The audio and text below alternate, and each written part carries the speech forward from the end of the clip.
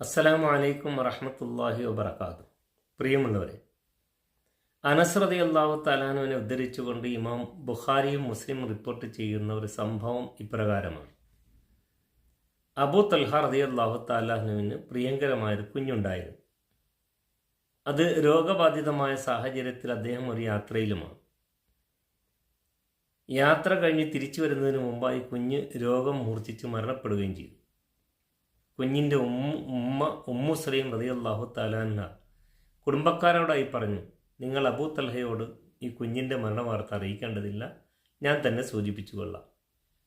തിരിച്ചു വന്നപ്പോൾ അദ്ദേഹത്തിന് വേണ്ടുന്ന സൗകര്യങ്ങളൊക്കെ ഒരുക്കി കൊടുത്ത് ഭക്ഷണം കൊടുത്തു കഴിഞ്ഞതിന് ശേഷം നന്നായി അവർ അണിഞ്ഞൊരുങ്ങി രണ്ടുപേരും ശയ്യാവലംബികളാവുകയും ഭാര്യ ഭർത്താക്കന്മാരായി സഹശയനം നടത്തുകയും ചെയ്തു.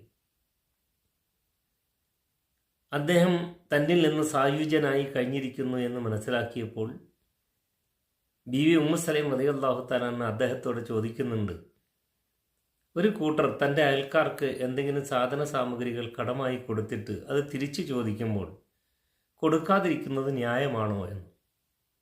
അദ്ദേഹം ആശ്ചര്യത്തോടു കൂടി പറഞ്ഞു, ഇല്ല, ഒരിക്കലും ന്യായമാവുകയില്ല, അത് തിരിച്ചു കൊടുക്കുക തന്നെ വേണം.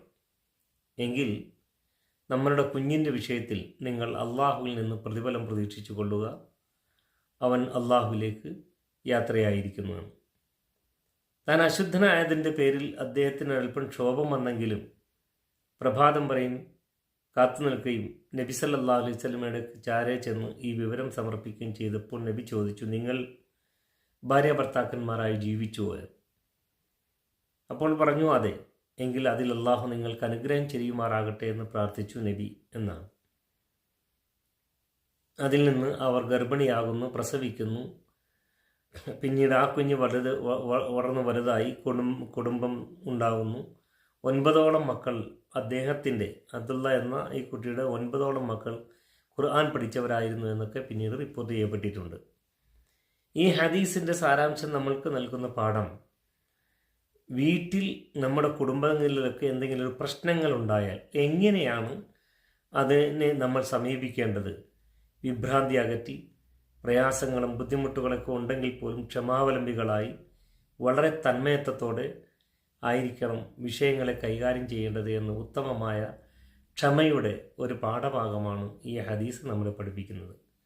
ശ്രദ്ധയോടെ സൂക്ഷ്മതയോടെ ക്ഷമാവലംബികളായി ജീവിക്കുന്ന സൗഭാഗ്യശാലികളിൽ റബ്ബ് സുബ്ഹാൻ നാം ഏവരെയും ഉൾപ്പെടുത്തി അനുഗ്രഹിക്കുമാറാകട്ടെ എന്ന പ്രാർത്ഥനയോടെ അസ്സലാമു അലൈക്കും വറഹ്മത്തുള്ളാഹി വബറകാതുഹു.